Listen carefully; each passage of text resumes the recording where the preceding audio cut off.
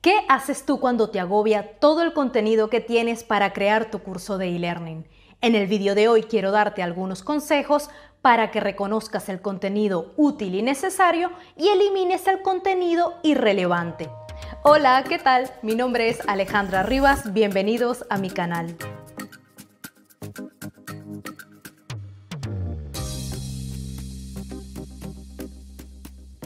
Normalmente solemos recibir demasiado contenido cuando comenzamos a desarrollar un curso y, para ser honestos, en muchos casos no sabemos cómo distribuirlo.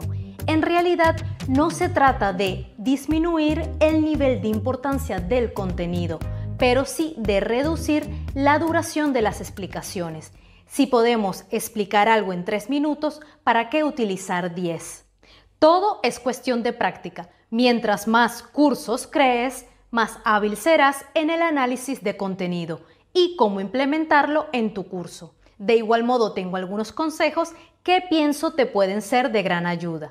Utiliza los objetivos de aprendizaje como tu herramienta principal para ignorar contenido e información irrelevante y redundante que no ayuda al usuario o al estudiante a alcanzar dichos objetivos.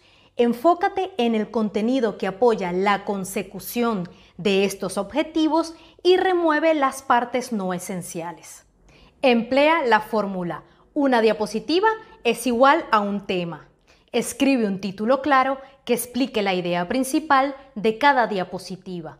Es decir, supongamos que de un concepto tienes, por ejemplo, la definición, la descripción, cómo ejecutarlo y el modelo a seguir. Lo ideal sería crear una diapositiva para dar la definición, luego en la siguiente diapositiva la descripción, en la siguiente diapositiva cómo ejecutarlo y en la última el modelo que presentas como ejemplo.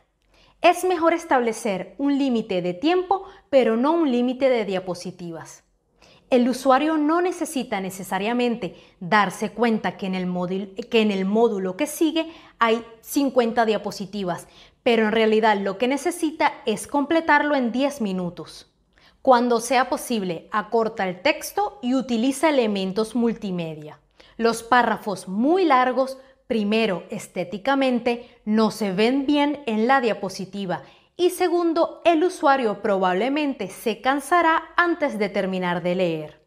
El texto complicado o denso puede ser traducido en formato vídeo o, dependiendo del tema, en infografía.